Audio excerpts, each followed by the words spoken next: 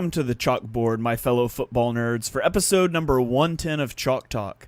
I'm your host, Shane Haff, and you can follow me on Twitter and YouTube at Shane Haff NFL. I'm joined today by the best co-host in the game. You've heard him on the Tough Cover radio show. It is Mark Henry Jr. Give him a follow on Twitter at MarkHenryJr_. Mark, how are you doing this evening? I'm doing well. It's starting to get nicer outside. I know you're halfway across the country over there in Oklahoma, but it's starting to get nicer over here in Pennsylvania. So that puts me in a good mood.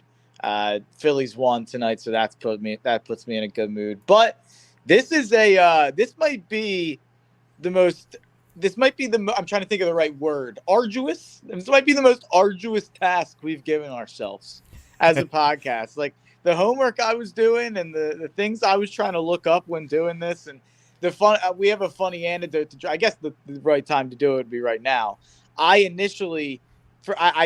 had discussed the expansion rules we were going to use on the first podcast we did of this series, and this is part 3 of 3, so might make sense to watch part 1 and 2 if you haven't seen them yet. But we're going to explain them and show the players that are protected anyway. We went through the AFC and the NFC protecting players for an expansion draft. 4 on offense, 4 on defense, and 1 flex from each team. And then after we were done the AFC and NFC, I went and made my list, and I completely disregarded the fact that you had to do 1 player from each team. And then Shane was like, "Mark, that's what we decided. Like that's what we're doing. We're doing the expansion." And I was like, "Oh." I thought I had it all figured out. I loved my team. I was very happy about it, and then Shane ruined it for me. Yeah. So, just to recap for those of you that maybe missed one of the first 2 episodes, in the first and second episode, we went through the NFC and AFC, and we protected 4 players on offense, 4 players on defense, and 1 flex player. So each team got 9 protections. Now this week, we're coming through and we're drafting our expansion team. We're going to draft starting rosters, a few reserve players. We're going to take 1 player from each team that was unprotected. So this will be 32 people.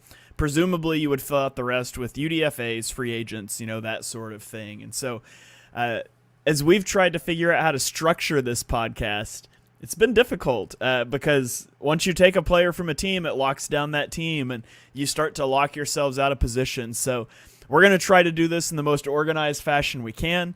If you're listening on audio instead of watching on YouTube, it might be a little harder for you to follow along, but we're going to do the best we can to paint a picture with words.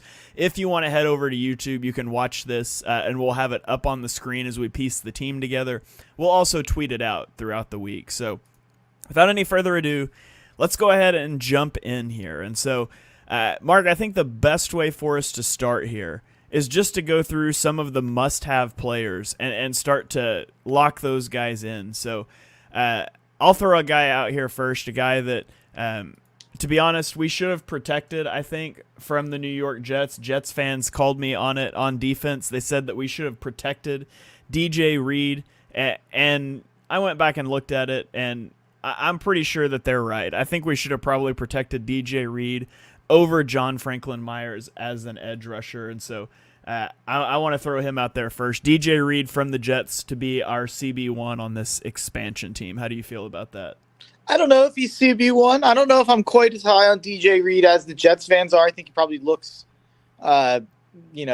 better because he's next to Sauce Gardner. I think that probably helps a little bit. But, I mean, it also means he's going to get targeted more. So you could, I guess, argue both ways. So, I think he's good. He's who I'd pick now that we're talking it out a little bit.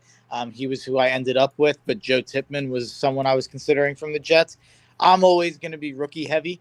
If you remember our under 25 drafts last year, you were taking all the 24 and 25-year-olds. I was taking all the rookies, it felt like. So it feels like I overvalue rookies a bit potentially in this exercise. That could be something we could see going forward. But I'm absolutely fine with DJ Reed. And this is like me and Shane are like we're like if someone hired 2 GMs at the same time, so we have to like pick our battles a little bit. It's like, but this is one I'm agreeing with. But down the line, after we get past our for sure guys, it's gonna be like, all right, here's one for Shane, here's one for Mark. It's gonna be interesting how this plays out. Yeah, absolutely. And Joe Tippmann, the center for the Jets, is a guy that I really wanted on this team, as well as I was piecing mine together ahead of time. But ultimately DJ Reed won out. So I'm not saying he would be like our first round pick, face of the franchise, but I think he's one we can pencil in here. So who's somebody that you had that is a guy that you want to make sure for sure that we get on this team? I think we can just start at the quarterback position, and we can just lock both down right away. And we both had them as our QB1 and our QB2, and it's Jared Goff. So you can knock out the Detroit Lions, and he's going to be our starting quarterback. And it's Trey Lance from the San Francisco 49ers, and he's going to be our backup quarterback. And that gives us kind of, what I think the Lions are trying to do that with Hendon Hooker. Problem is, I think Hendon Hooker's older than Trey Lance, who's going into his third year. So there's a little bit of a difference there. But I still think that there is a lot of untapped potential with Trey Lance. I wouldn't be lying if I said that I wasn't a little worried that he wasn't better under Kyle Shanahan after seeing what Brock Purdy did, but it's such a limited sample size. So I ended up going with Trey Lance as the backup. Shane did as well. Jared Goff was a slam dunk. I think we should have protected him for the Detroit Lions. I think that was our worst decision throughout the protections, to be honest. So I'm happy to have him as our starting quarterback, though. But yes. I will say, a Detroit Lions fan who follows me did say they probably wouldn't protect Goff. So I guess that is a little solace. Yeah. So with the Lions, so you can judge us if you missed that podcast, we protected Amon-Ra St. Brown and Jamison Williams. And then the offensive line trio of Penei Sewell, Taylor Decker, and Frank Ragnow. And I still stand by those. I don't think I would have protected Jared Goff, but I certainly understand the argument for it. I think I would have protected Goff over one of whoever we would decide the third lineman is there. Probably not Sewell, so one of the other two. Mm-hmm. Or maybe over Jamison Williams. The guy in my comments, his problem was actually that we didn't include Jahmyr Gibbs. Yeah. So I tried to talk myself into not taking Jared Goff, making Trey Lance the quarterback so I could take Jahmyr Gibbs as the running back. But I couldn't get there. I couldn't get all the way there, but it was something that I heavily debated with myself along the way. Yeah, I think that the only way you're doing that is if you it's hard because we don't have a salary cap in this format, but it's hard not to consider Russell Wilson's contract, or else maybe you'd consider Russ, but that's just something to throw out. But I think Jared Goff's the right answer. Yeah. Okay. Well, so that takes care of a couple of quarterbacks here. Now, an interesting thing that we're going to get to later is quarterback is the most valuable position, and so when you think about a team like the Tennessee Titans who has Will Levis, would you take that third quarterback just to have another shot at it? And we don't have to answer that now. We'll get there down the road. But another one I think that we can probably agree on pretty easily here would be our tight end, Dalton Kincaid from Buffalo, I think is a pretty slam dunk pick. Kincaid, first-round pick at tight end. When you look at tight ends that are available, there's some good guys. Like you have Dallas Goedert available from the Eagles. You have Darren Waller from the Giants. So there's some other options available. But when you look at the Bills, there's just not a lot that I liked on their roster that was unprotected. And so I selected Dalton Kincaid as my tight end. Are you on board with that? I also had Dalton Kincaid. He was someone we wrestled with potentially protecting. If I can't remember who he was up against, but I remember I threw out him. I was arguing for him, I believe, but I can't remember who it would have been over. Would have been. I had him over Torrance, who I love. Yeah. So for the Bills, we kept obviously Josh Allen, Stephon Diggs, Deion Dawkins, and then it came down to Osiris Torrance or Dalton Kincaid, or we could have left Von Miller vulnerable on defense, and then we could have protected Kincaid. But ultimately, we didn't do that, and so Kincaid on this team, I think, makes a lot of sense. Yeah, I agree for sure. Okay. Somebody else that you think is a slam dunk for the team? Someone who I know we're both a fan of as a player. I think when he's out there, and I think that durability concerns, if you actually look into it, are a little overblown, and he is a little bit of a boomer bust player, but there's a lot of receivers available. I don't know if any of them are better than Mike Williams. And the Chargers were an interesting. The Chargers are deeper than you think, kind of when you go through it. And Mike Williams was a guy that was tough for us to leave off. And I think he gives us, he's a prototype, and I think that you get that true X receiver. So I think Mike Williams is a stud.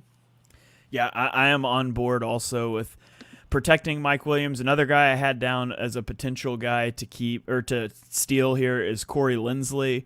But there were quite a few centers. I found myself liking a lot of centers. Yeah, we can go right there. Ultimately just saying like we can get down the road and see what centers are still available and go from there. So I thought about Corey Linsley. I really like him as a player, but I just thought center was a lot deeper in this draft than wide receiver was. I was looking at Joe Tipman, but the other guy I was looking at was Connor Williams, and that's exactly who you had. So I think we can lock that in too at center since we're talking about that there. Yeah, Connor Williams out of Miami. The only other option I really had from Miami, the only other guy I liked was Jerome Baker, who I think is a good option at linebacker, but I'm going to take center over linebacker any day of the week. So, linebacker was honestly pretty weak in this exercise, so we'll get there, but linebacker was kind of a struggle. So, okay, so that gives us 1, 2, 3, 4. That gives us 6 players selected. We're offensive heavy so far. Is there anybody else that you think is a slam dunk before we start having to really chop these up? You mentioned linebacker being tough. I actually didn't think it was that tough for me. Okay. And we ended up with the same two. Yes, we did. So I think, it's funny. I did you see that top 10 linebackers graphic that was tweeted out? I can't remember who it was from. It was PFF. It was what's his name? Trevor Sikkema from PFF had TJ Edwards as the number 10 linebacker. I actually got tagged in it because. What do you think about it? I think he's over. I think that's overrating, but it's in line with how PFF grades. I talked about it a little bit on Twitter because someone used at the end of the season for all the big name Eagle players. I put together like a picture and like some of their stats they stood out on, and he had the second highest PFF grade of an off-ball linebacker for 2022. And somebody had said that all these national people, nobody was talking about TJ Edwards when he was with the Eagles, and now he's gone and everybody loves him. And somebody had put my tweet on there, and I was like, to be clear, like I'm not defending PFF's grading system. I think that's way too high. I think it slants heavily towards tackle numbers, but I think Edwards is a solid player. Like I think he's a top 20 linebacker probably. I think top 10 is a stretch, but he's a player that I'd love to have on this expansion team, and I'd love to have had him back in Philly. But the league also doesn't view him as a top 10 linebacker, or he wouldn't have signed a deal for $6 million a year in open free agency. I would argue that that's probably in line with like the 14th best linebacker, like something like that contract, just with how linebackers valued. I don't know. I without looking at it, he got a lot of hate for it.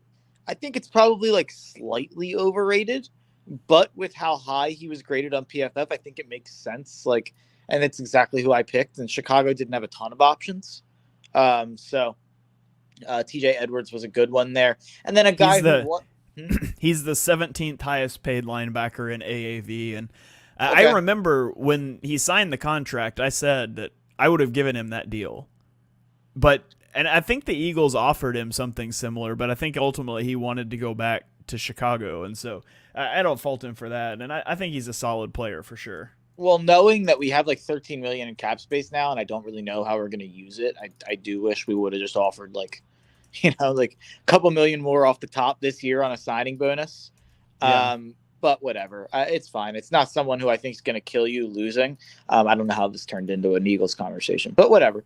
TJ Edwards, also a former colleague of mine at Fox Sports The Gambler. So shout out to TJ Edwards. He was on the All-Pro Philly show. I don't know who will be replacing him from the Eagles this year. It was 2 years ago. It was Avonte Maddox and Dallas Goedert together as a duo.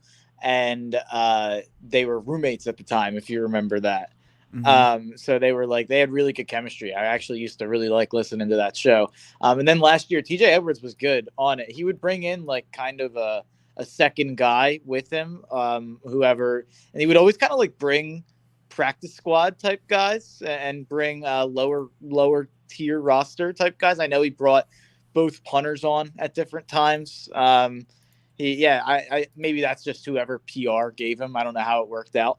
But he was a nice guy. I produced for the show one time. Cool deal. Shout out Yeah, to TJ Edwards. I think, shout out but TJ Edwards. so maybe that's why I'm a little bit biased. But I will just say that I think that he a lot of the hate that was out there for that top 10 post, I cool off people. I don't think there's that many great linebackers outside of the top 5. So Yeah, that's kind of that was my take on it. And then taking care of the linebacker 2 spot here. This was an easy one too, and it's a team that didn't have a ton of options in my opinion. And it's a guy who I loved last year, who we both loved last year in the draft. And it's Devin Lloyd from Jacksonville. He was not very good as a rookie, but I'm willing to take a chance at linebacker on a linebacker 2 to fill in with Edwards, who whatever he is, I think he's a rock solid starter at the very least. So Devin Lloyd, you can slot him in there and take a chance on his upside, which he's still a heck of an athlete, and he was so good in college that I'm still willing to buy in on him kind of figuring it out. Yeah, he was very bad last year, Yeah. but he's a first round pick, hyper athletic. I really like Cam Robinson from Jacksonville as an offensive tackle, and I think he stinks. I don't think he stinks, but I had him on my team for a long time, and then honestly I just got to the end and there were so many offensive tackles that I like out of this exercise that I ended up bumping him off for Devin Lloyd because there just weren't linebackers that I liked. So yeah, we're gonna get into it on tackle later, I think. But that'll be fun. But I think that's who you got to go with there. Where's the next spot we should go here? Should we stick on defense? Yeah, I got another defensive guy for you. Someone we both had on our list was Rasul Douglas, another former Eagle cornerback for the Packers, who has been good everywhere he's gone since he left Philadelphia. And I will stand on the Rasul Douglas bandwagon.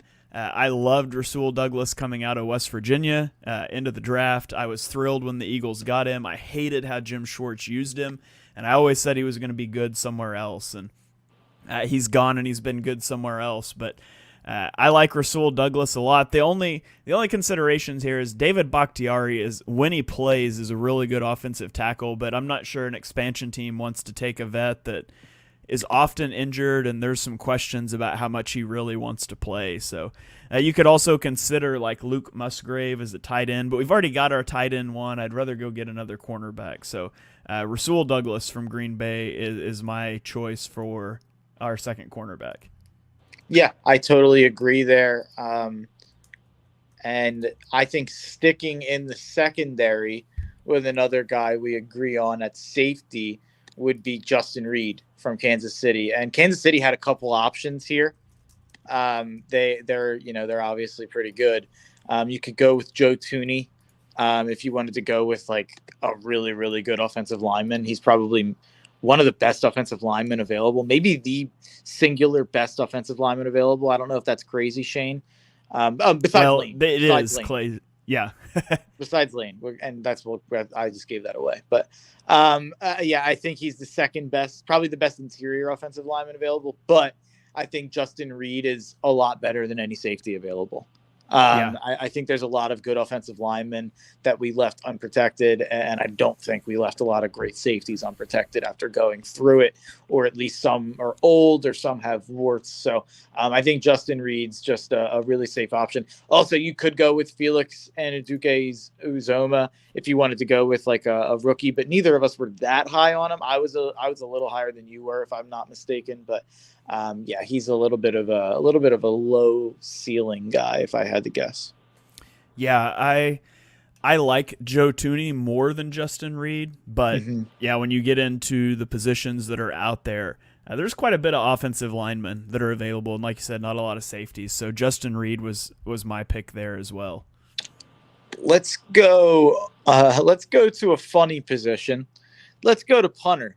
Who was your pick for punter, Shane? Ethan Evans Does anybody in the chat that's watching live here have a clue who Ethan Evans is or plays for? Because I sure didn't. But he plays for the Los Angeles Rams, who have absolutely no one on their team worth taking. So I thought, hey, let's go get the Los Angeles Rams punter. So I got Ethan Evans, and I went and looked up his stats, and they weren't terrible. So I'm down for that. Ethan Evans. I'll read you his punting stats here. I'm going to go I pull don't it up even, now. you know what? We don't even need to hear him. How about that? You know why I'm fine with it? Because the Rams absolutely stink. I've heard Rich Eisen did a list this week of his 5 teams who are going to make the playoffs after missing it last year, and the Rams were number 3. If you think the Rams are going to make the playoffs, go and take a look at that depth chart because it absolutely stinks. They're not winning 4 games. That roster stinks. It was impossible to protect guys. It's even harder to try to pick someone from that roster. So Ethan Evans easily, that's an awesome call. He was a 7th round draft pick this season. So we just said the Rams 7th round draft pick punter is better than anyone else on their team for this exercise. So Ethan Evans, maybe he's the next. I don't even know a good punter to name. Maybe he's the next good punter. Well, guess what? We're playing under expansion rules. After this draft, we're in the NFL, baby. So we can cut him and go sign a punter, whoever we want, if he stinks in training camp. It's a punter. Yeah. If I was a GM and my punter had a bad punt, I would be bringing in a punter on Tuesday to have a competition. Like my punter would have a constant fear of someone being brought in to replace him. That's messed up, Mark. Kickers and punters are people too. I wouldn't say I respect kickers. You've heard my radical idea of changing the NFL. Yes. Which, by the way, workshopping a podcast idea on this podcast, but we need to do a podcast later where we each bring up like 5 rule changes for the NFL. We can definitely do that. And we can do some real ones and some funny ones, but I've got a few ideas already. So. And one of those rule changes would be flipping free agency in the draft, which, yeah, whatever. But I would say that if anyone doesn't know what I'm referring to, it's that I think they should eliminate kickers and have a quarterback line up and throw it through the uprights. And that means that the big arm quarterbacks, you could have like an 80-yard field goal. It'd be hilarious. I'm all in on it. Jeff George, Jamarcus Russell, they'd still be in the league. It'd be an absolute blast. Josh Allen is throwing 90-yard field goals. There's no more punting. It's what the NFL wants. Every game will be 55-50. All right, well, let's go to another guy that we had in common here. Go back to the wide receiver position, and let's talk about Brandon Cooks from Dallas. So you have options with Dallas. They're all skill players. You could take Michael Gallup, coming off injury last year, had a bad year. You could take Tony Pollard, a guy that I think is being overrated by some people, but I do think he's a good back. But there's some good backs out there. Or you could go take Brandon Cooks, and I think Brandon Cooks would be a really good field stretcher for this team. So we both penciled him in our initial pass-throughs. Are you still on board with Brandon Cooks as a wide receiver for our team? Yeah, I've long been. I'm a fantasy football guy, as Shane is going to grimace and discuss at my mention of fantasy football. But as a fantasy football guy who respects consistency, Brandon Cooks is just, he's a really good player.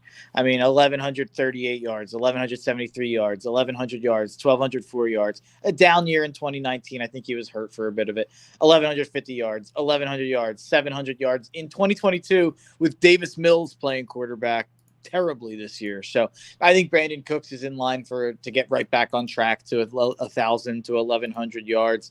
I think he's going to remind people that he's pretty good this year. I think I'm pretty upset that Dallas got Brandon Cooks for what they got him for, but whatever. Brandon Cooks is a really, really solid player. And by the way, I'm a Tony Pollard guy, so I think Tony Pollard's really good. I'm going to be really high on him for fantasy this year. But running back is something we're going to fight on because you have a running back listed from a team who I think has a lot of assets. And my stance is basically that running back's going to be like the last girl at the bar. Like I'm just going to be picking. I'm going to be picking. That was a bad analogy. I'm going to be picking players, and then when running backs left, I'm going to pick whatever team's available because I think it's kind of that meaningless. Yeah, I And we'll don't pick hate two of that them. approach.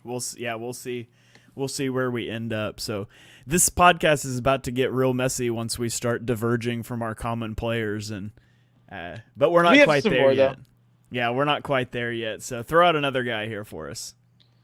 Where should we go? We already mentioned them, so let's go to the city of brotherly love and let's talk about the best player on our team, our franchise player, and it's Lane Johnson. At least for the amount of time he'll give us.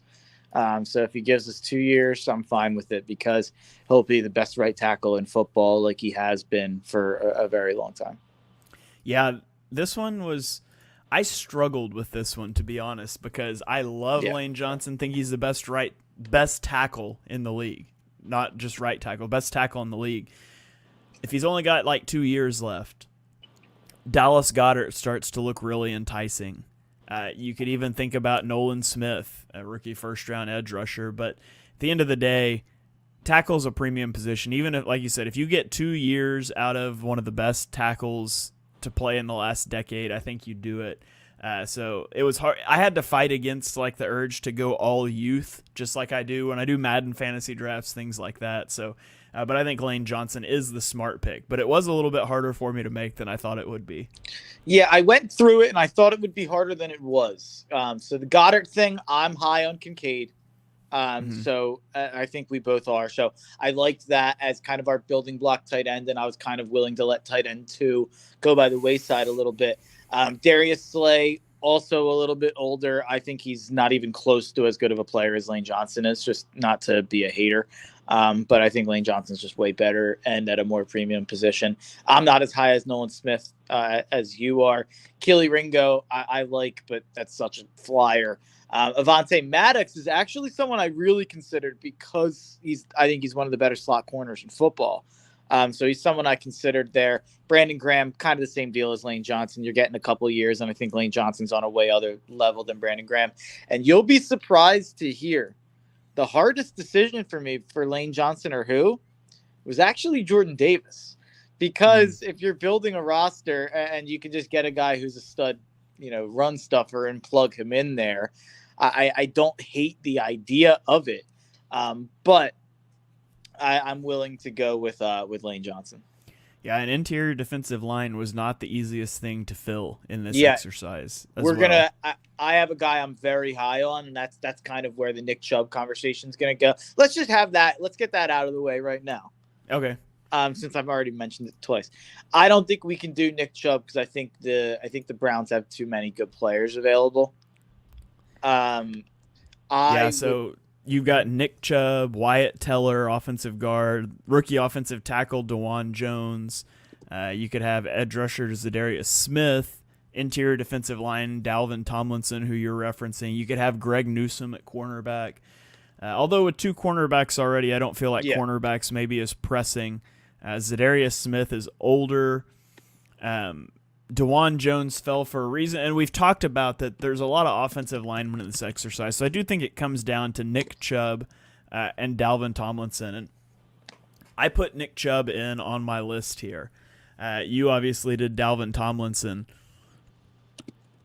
and I'm open to that discussion. So maybe, I don't know, should I throw out the other defensive linemen that I picked in my initial, and we can sort of have the conversation? So I went really young. I took my interior defensive linemen were Brian Bresee, rookie from New Orleans, and Kalijah Cansey, rookie from Tampa Bay. And I didn't feel great about that, but figured, it's youth, and maybe you take a shot at youth there. I feel like Nick Chubb is just such a good player.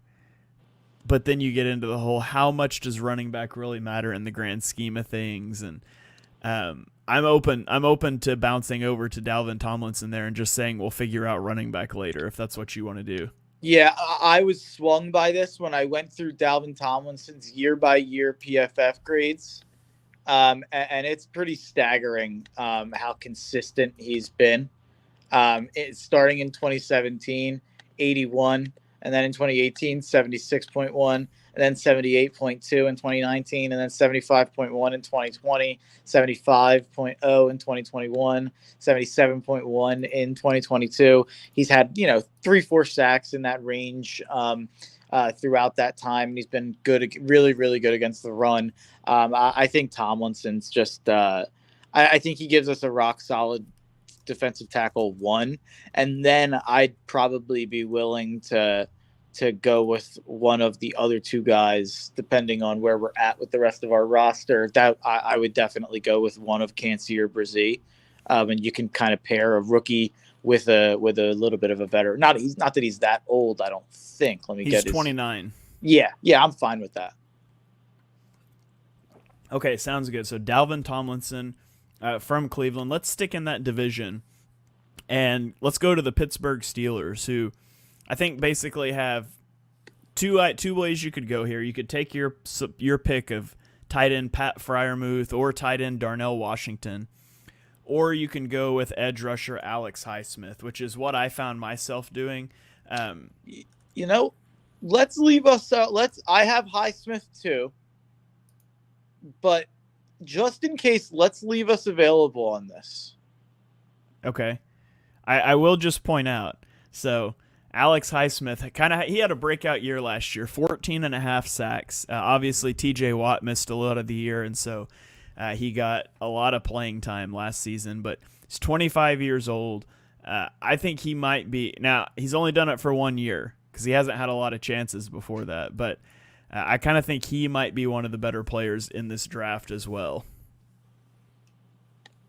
Yeah, you're probably right. I don't love what you have at tight end too, which we'll get to eventually.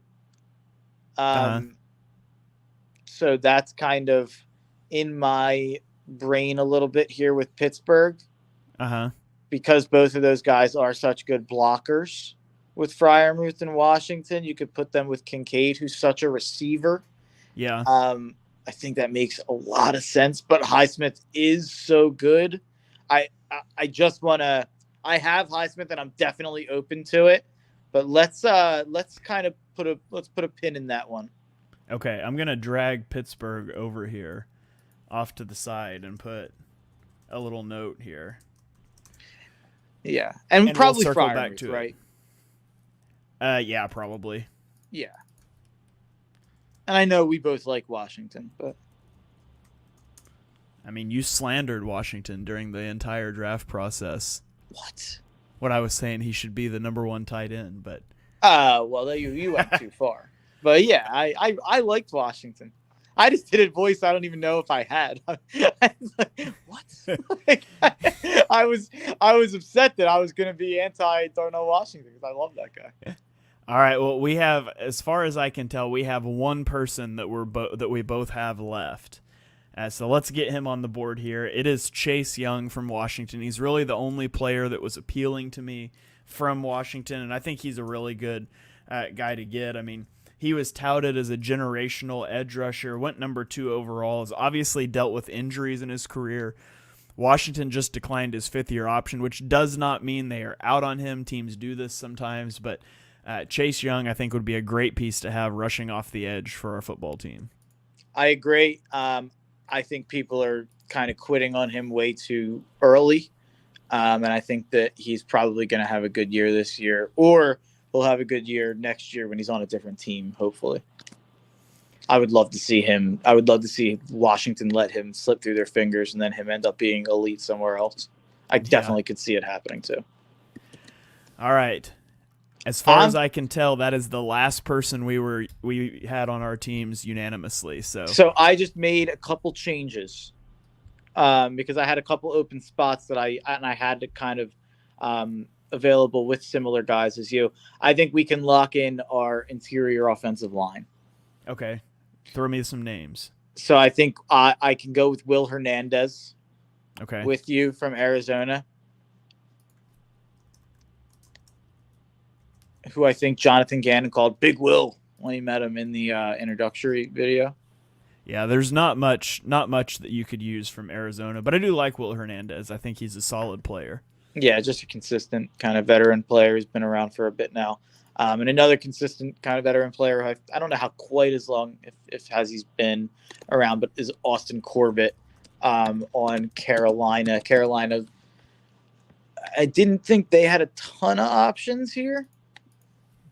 Yeah, Let me pull that up. Yeah. The other one, yeah, and I think there's so many good receivers. I'm a DJ Chark guy. I like DJ Chark a lot. I've always been a fan. He had a really good year a couple of years ago statistically. Let me pull that up so I can give that accurately because it gets slept on how good of a year he had in such a messy environment. Yeah, he had 73 catches for 1,008 yards for 8 touchdowns in 2019 with the Jags. He didn't. I mean, he followed it up with 53 catches for 706 yards and 5 touchdowns in only 12 games, which isn't that bad. But he's had a tough 2 years after that, so it's hard to justify including DJ Chark when there's so many good receivers available. So Austin Corbett would end up being my guy, and it was between those two guys. All right. Yeah, that sounds good to me. Oh, I just found another guy that we have the same. Corner for Cincinnati, we both took cornerback Cam Taylor-Britt. Yeah, definitely. He's a guy. I can't quite remember who we protected for Cincinnati now. If you could pull that up, you could probably argue we might have missed out on that one. I think I had someone in my comments saying we should have protected him. We protected on defense DJ Reader, Trey Hendrickson, Sam Hubbard, and Miles Murphy. All I four forgot we offensive did that. linemen.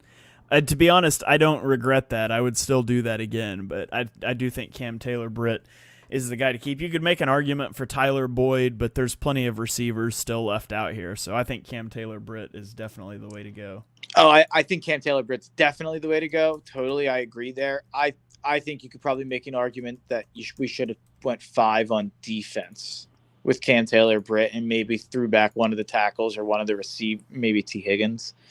Ooh, but not T. You can't throw back T. Yeah, you're probably right. He would definitely be the pick if he was available. Yeah, Cam Taylor-Britt's really, really good. So that's definitely a good option there.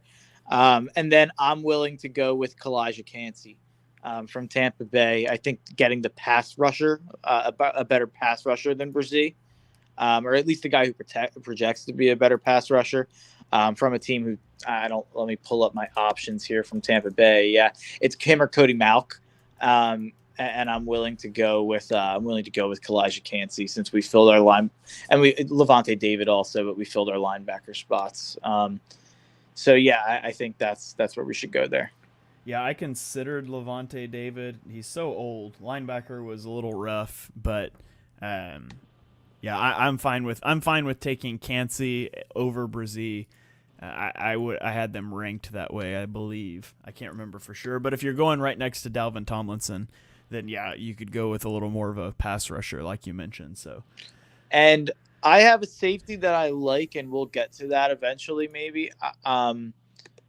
I think I'm willing to go with Marcus Epps because I think even no matter what, I think we should probably have 3 safeties. Okay. So that's something I'm leaning towards. So, and Marcus Epps, even if I don't think should be a starter on this team, so I have another guy I like potentially. There is a lot of guys on the team with the guy I like at safety. So Marcus Epps at worst could be a really good safety 3, as we saw for a long time. Okay. So we'll put Marcus Epps here. We can bump him down to a reserve if we find somebody else. Other option, there wasn't a lot of options on the Raiders. Jermaine Illuminor, offensive tackle. Yeah. But again, we've only got one offensive tackle spot open, and there's better options. I considered putting their punter on here at one point, but he's a good punter too. Yeah, he is a good punter. But then I ended up going with the Rams because they just have nothing. So, okay, so starting positions still available. We have an edge rusher, a running back, a wide receiver, a tackle, a kicker, and you could probably say a tight end for 12 personnel. And then we've got some reserve spots. Is there anybody that jumps out at you? You have David Ojabo from the Baltimore Ravens, and I understand why. I liked him as well. But are you willing to hear an argument for Justin Tucker? Ooh. Man. He's the GOAT. He is. How He's old is Justin Tucker? he's He's probably like not. 35, right? He's not that old, is he? I don't think he's like 40. And those kickers seem to have a long runway. When they lose it for sure. Uh huh. But 33, yeah. Ooh, 33. I could be convinced. I mean, he is the best of all time at the position, and he's in his prime. Yeah. I mean, how often do you get to select the best player at his position ever in an expansion draft? You could argue the Ravens should have kept him. Yeah. Who did we? I have seen some analytics even people throughout years. I have seen some fun stats about Tucker and the advantage he gives you from some analytic nerds. Let's do it. Yeah, Justin Tucker. You are. We should have decided on a team name or something. We can do that after, maybe. There we go. Yeah. All right, Justin Tucker. Taking Justin Tucker over guys like Odell Beckham Jr., Kevin Zeitler, David Ajabo, Good options. Michael Pierce. They had a lot of good options. I didn't even consider Tucker, but I'm down for it. It's a fun option, and we filled interior O line and interior D line, and there's a lot of edge options and receiver options, so that's kind of where I ended up there. Okay. I'm gonna say I don't want Noah Fant.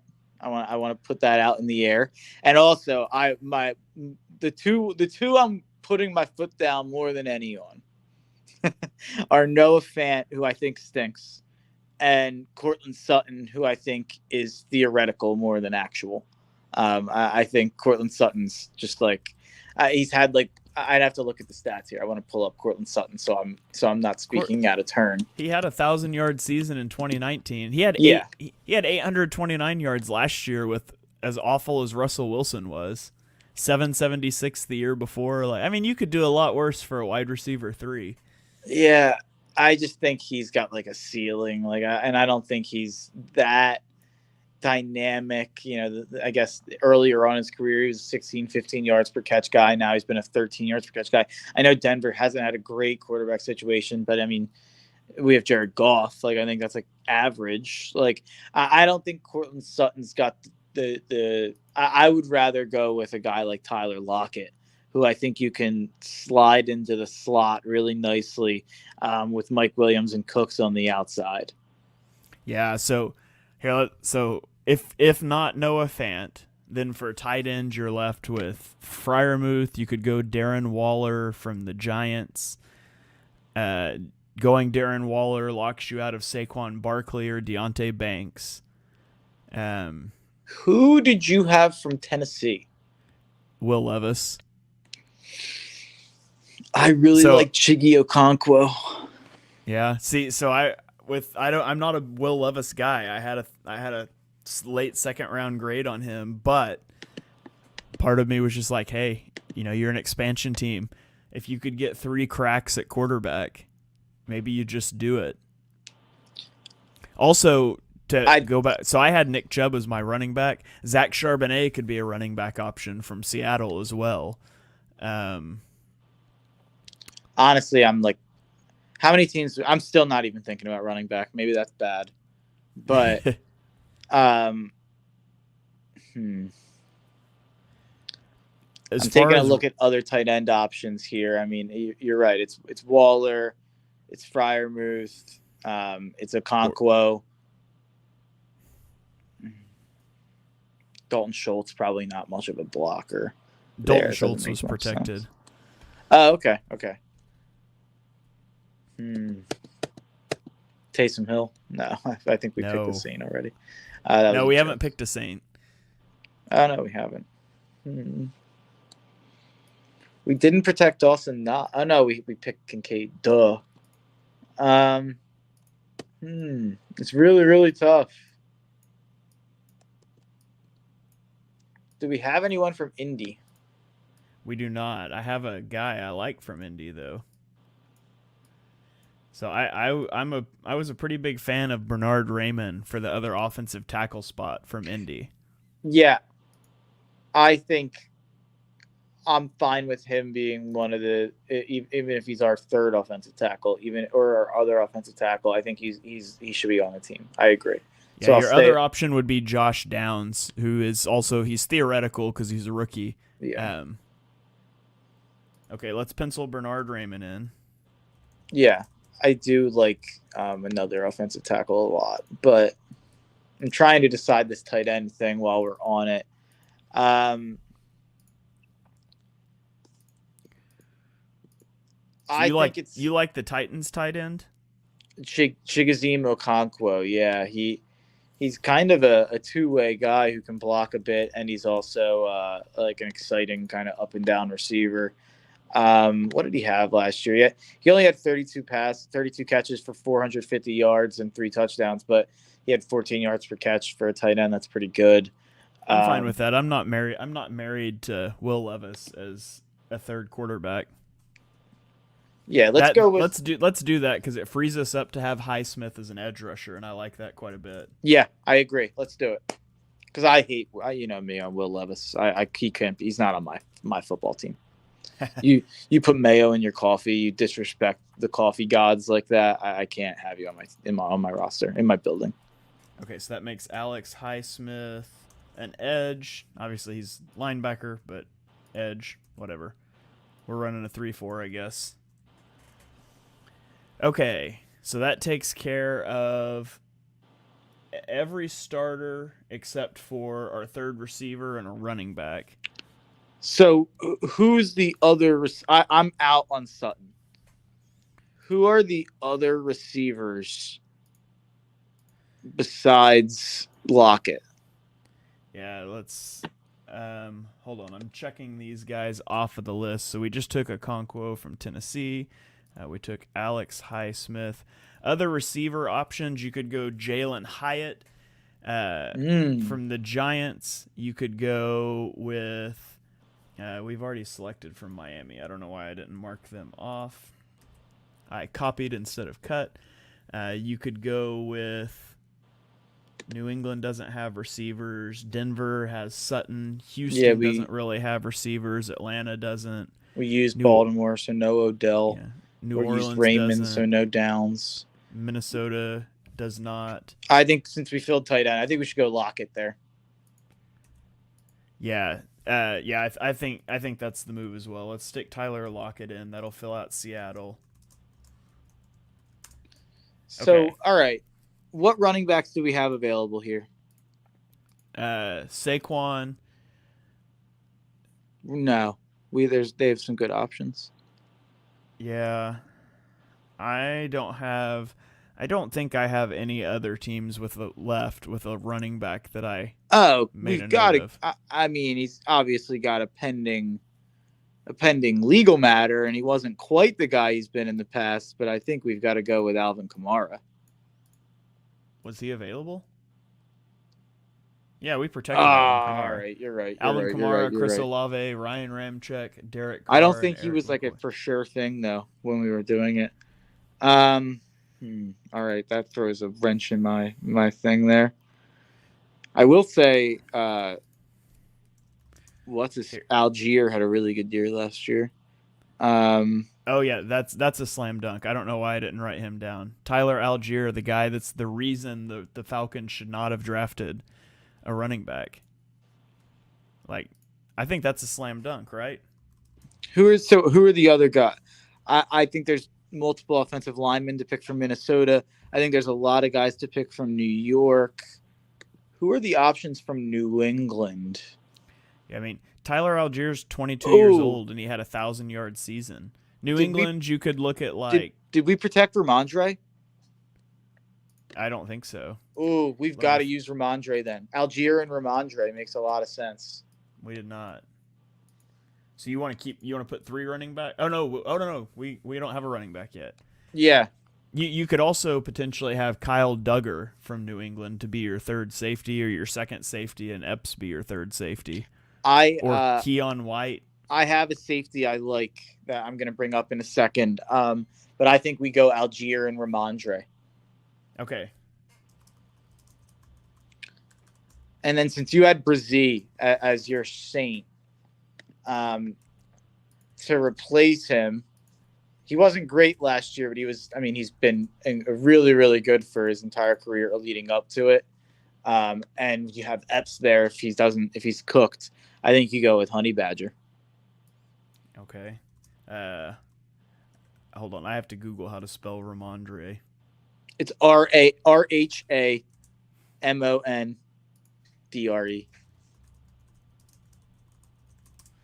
Okay, Ramondre Stevenson as another running back.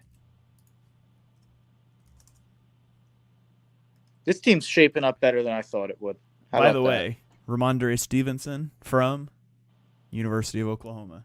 Oh, you realize he was really good last year. Yeah. He was I really kind of forgot good about him. He had 70 catches and 1,000 rushing yards. Like that's some serious stuff. So are we gonna say Honey Badger is our starter and Marcus Epps is safety 3? That's up to you, but I think Ramondre should be our starter over Algier. Okay. Ramondre had I think Algier he had like a couple more yards, but there's no way he had even close to what Ramondre had in catches. Yeah, he had 20 more yards, but Ramondre like quadrupled him in catches and yards. Okay, so we have 4 teams left: Denver, Houston, the Giants, and Minnesota. So let's talk about Minnesota. Let's talk about Minnesota. So Minnesota has a lot of options. They've got several offensive line options. Ezra Cleveland, interior offensive lineman, really good player. Offensive tackle Brian O'Neill is really good. You could beef up your defensive line with Harrison Phillips or Kairos Tonga. I initially had Ezra Cleveland. I think you initially had Brian O'Neill, although I had Cleveland to be a starter. And if I'm going for a backup player, I think tackle is a more valuable position. So I'm totally cool with going with Brian O'Neill. Yeah, let's go with O'Neill there as our third tackle. Because you could argue he was like a top 10 tackle last year. 78 PFF grade in 2020, 74 in 2021, 82.7 in 2022. And you know me, 6'7" in the trenches on the offensive tackle or at edge. That's my type. I'm a guy who likes my 6'6", 6'7" guys. So Brian O'Neill, welcome to the squad. All right. Now, our 3 reserve slots that are left are technically on the defensive side of the ball, but they don't have to be defensive players. It was just for balance in the chart. So anything is on the table here. Actually, hold on. Before we make that call for O'Neill versus Cleveland, let's talk about the Houston Texans. Because for the Houston Texans, I put offensive tackle Titus Howard. I feel like he stinks. No, he's not. He's been fine. But I understand that there's probably not a lot of options there with Houston. Sheldon Rankins would also be an option. Yeah. But so if obviously PFF grade's not an end all be all, but I'll pull up Titus Howard's here. Yeah, it's 67.9 in 22, 51.4 in 21, 62.1 in 2020, 59.4 in 2019. It seems like he's like below average. Good pass blocker, but he's not a very good run blocker. Yeah, I feel like we've got it. I think O'Neill's a stud. Okay. I would go with Rankins as our guy for Houston. Okay. So if we take Sheldon Rankins, who he's 29, he had a good year last year for the Jets. He was kind of bad the couple years before that, but okay. So let's do that then. So we'll keep Brian O'Neill. Let's throw Sheldon Rankins on from the Texans. And that leaves us with 2 teams left, the Broncos and the Giants. So with the Giants, we're not going to go for a third tight end in Darren Waller. We're not going to go for a third running back in Saquon. So it comes down to a 4th receiver in Jalen Hyatt or a 4th cornerback in Deonte Banks. And I lean really strongly Deonte Banks here. I imagine you probably lean the other direction, though. You were a big Jalen Hyatt guy. No, I think you got to go with Deonte Banks. Okay. Corner, I think you got to get a fourth corner. And I feel Okay. pretty good about our three receivers. Okay, perfect. That leaves us with the Denver Broncos. And you could go Sutton if you want here. Yeah, you could keep Cortland Sutton as a fourth receiver. Russell Wilson, if you want to try to revive his career, I wouldn't do it. But Baron Browning as an edge rusher, Alex Singleton as a third linebacker. Those were kind of some of the guys that I had written down. Yeah, I'm taking a look at Baron Browning here. 5 sacks. Yeah. He was not an edge rusher coming out of college. He'd never played it. He was the off-ball linebacker that kind of transitioned for them last year. And he had some moments. He flashed some. I remember talking about him on some of our Chalk Talks, having a few good games. But the consistency's not there yet. It would be a little bit of a projection. Yeah. I mean, Alex Singleton's, fine. But do you even want to keep a backup linebacker when you don't even have 2 linebackers on the field at times? What do you think, Singleton or Sutton? I think I would say Sutton. I think a fourth receiver is more valuable than a third linebacker. Yeah, I'm down with that. Okay.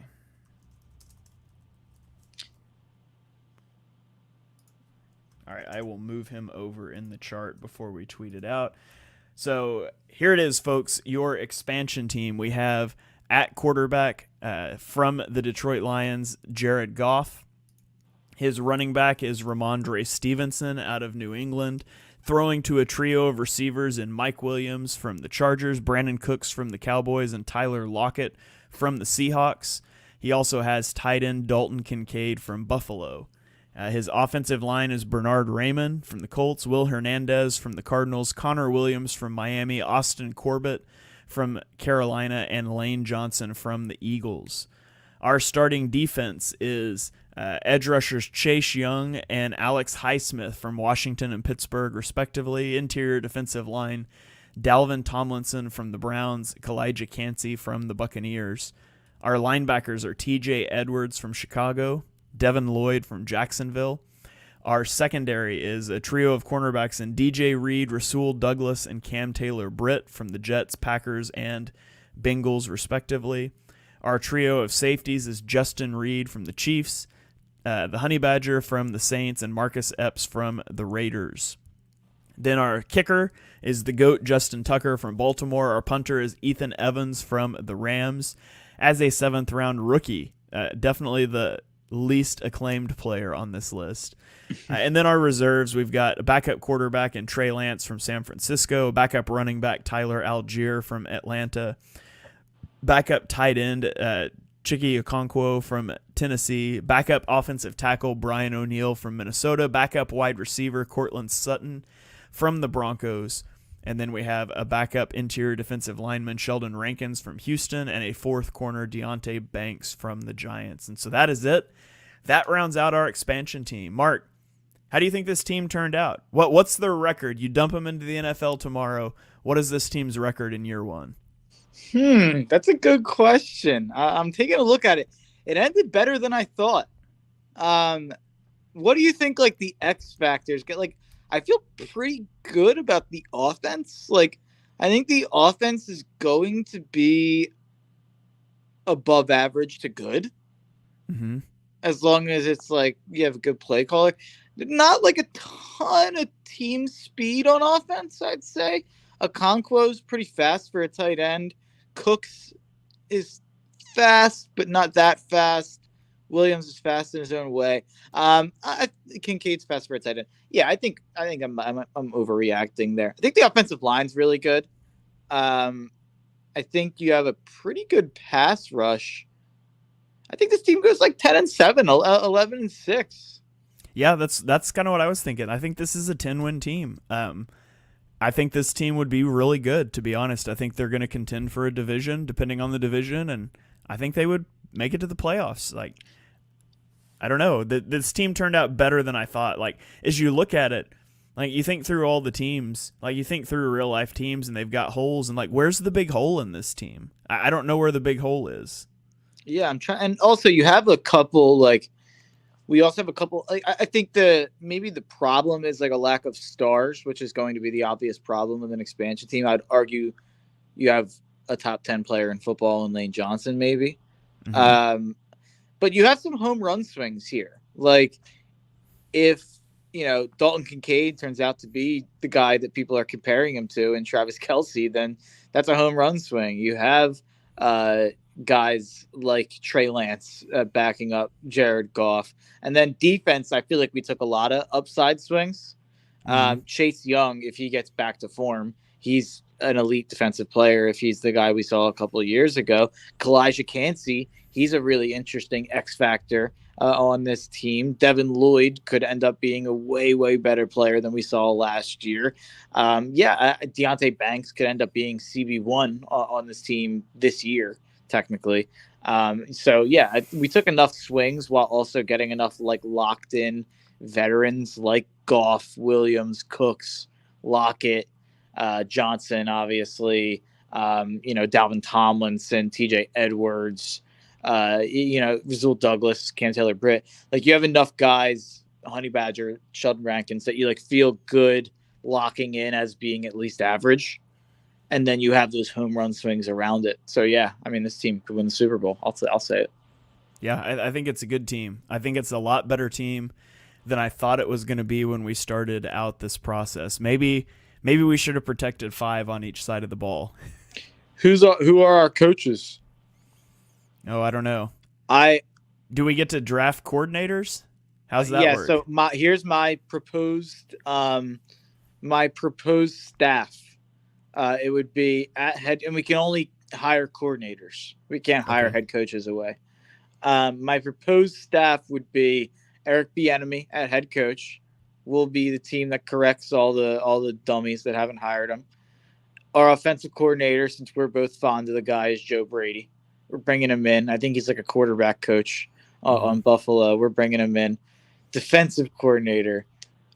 I don't know. I don't know where to go with defensive coordinator. Denard Wilson. What does he coach again? He was the Eagles' secondary coach, but he left in the offseason. And to be honest, he's one of few defensive positional coaches I know, but I know he did a really good job coaching the Eagles' secondary. And presumably, I mean, you can't hire a defensive coordinator away from another team to be your defensive coordinator. Like, I know a lot of DCs I like, but I'm trying to think who's like a retired defensive coordinator. Who's coaching in the XFL? Like Wade Phillips? Yeah, I don't know. Bob Stoops, but he's not a defensive coach. But anyways, yeah, I think that would be a really good team. I think they would win like 10-ish games. Mark dropped out on his phone. He's back on his computer now. This was an interesting exercise. You guys, we'll tweet this out. Let us know what you think. Let us know who you would have done differently. I would be curious to see some of your guys' teams and how they turned out. But yeah, I think this is a really good team. Much better than I anticipated when we started. Yeah, I totally agree. I'm shocked at how good this team turned out. All right. Well, I think that is going to about wrap it up. Our expansion draft series has come to a close with part 3. We'll have to cook up something else for you guys for next week, but we will be back next week, just like we'll be back most every week of the off season. I have to give you guys some football content. Mark's got a proposal. What is it? An on-air proposal. I think Ross Tucker just put out the top 32 head coaches, not to copy other people's content, but we did that last year. I think it'd be a fun update to do this year. Yeah. I want to do like a QB ranking, a coach ranking. I want to do the rules proposals that we talked about. Let's do head coach next week because it was in the news. People were arguing about it. And I want to say Andy Reid is not the best coach in football. He was number 1 on that list. Andy Reid can thank Patrick Mahomes' lucky stars for, going to Kansas City. But whatever. This team is really good. Home run swings, locked in veterans. Let's play in Madden. Plug it in there. All right. Somebody make us a Madden roster. That's on you. You're the Madden man. I'm not much of a Madden guy anymore. Uh-oh. But yeah, I'm kind of over Madden. But anyways, all All right, that's going to about do it for this episode. Mark, before we get out of here, do you have any final thoughts that you want to fire off for the people? No, that was fun. Had a lot of fun doing that. I think we compromised well there. That's a functional front office, me and Shane have. So if any teams are out there watching, if you come for the right price, we will come and fix your team. Yep, absolutely. So just give us a call. You can hit us up on Twitter. I'm at Shane Half NFL. He is at Mark Henry Jr. If you are a team out there that needs a GM team, hit us up. We'll take the league by storm, the first ever GM team. It'll be great. I will say that went a lot smoother than I thought it was going to. I thought it was going to be kind of a disaster once we started having to shuffle things around, but I think it was fairly easy to follow. Hopefully the people think so as well. Yeah, it's probably one of those that's better on YouTube. So maybe we emphasize that when we tweet it out, but that's inside baseball. I think, I ended up, I left a lot of spots open knowing that kind of we had similar thoughts on it. I thought we compromised well. Yeah, we ended up with like most of both of our rosters, I'd say, or most of both of the guys that we like really wanted to have. Yeah. I'm happy we ended up with my guy, Chiggy Okonkwo. Yeah. There Absolutely. we go. We can make it happen. Making dreams come true. So, all right. Also, if you like this team and you want to tell us where this team should be located, you can give us a city, a mascot, a color scheme, whatever you want to do. It's yours. You guys can take this and run with it now.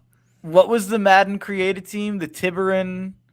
Wasn't it like the Tiburon something? Yeah, Tigers or something like that. I can't remember. Yeah, I just remember Tiburon. I mean, as an Oklahoma native, I'm just going to say this team should play in Oklahoma City. And Oklahoma City already has the Thunder, so it should be Lightning? like the OKC Lightning. Yeah, I like and it. Shamelessly rip off the Chargers powder blues and their logo because that's the coolest uniform in football. Yeah. But still, What's the Oklahoma City Boomers? yeah, I don't know. Boomer Sooner? I don't know. I'm trying to think of something Oklahoma City related. The Cowboys that's not a name, boo. right? I'm joking. Boo. I'm trying to think of the Midwest, the South. I don't know. I don't have a name for Oklahoma, but I used to always move my team to LA or Las Vegas, so those options are taken now. We're all tornadoes and droughts and thunderstorms, and we could go to London. We could, yeah. London, Germany. I feel like it'll be London though, if they do. Yeah. I think sure. it'll be London. That's a different conversation. Yeah. Why did I just apply logic to that? I don't know. The pod after the pod. So we're going to cut it off here before we ramble on too much more. Thank you guys all for joining us for episode 110 of Chalk Talk. If you enjoy what you heard on the show, and we know that you do, smash that subscribe button. Turn on notifications so you don't miss the next episode. Drop us a 5-star rating and review on Apple Podcasts or Spotify or wherever you stream your podcasts. We are there. You can follow me on Twitter and YouTube at ShaneHalfNFL. You can follow Mark on Twitter at Mark Henry Jr. We'll tweet this team out. You guys go check it out. Let us know what you think, what you would have done different. We always enjoy interacting with you guys in that way. And so until next time, we will see you guys. That's a stupid way to end a podcast, but we're live, so I can't change it. We will catch you guys next time.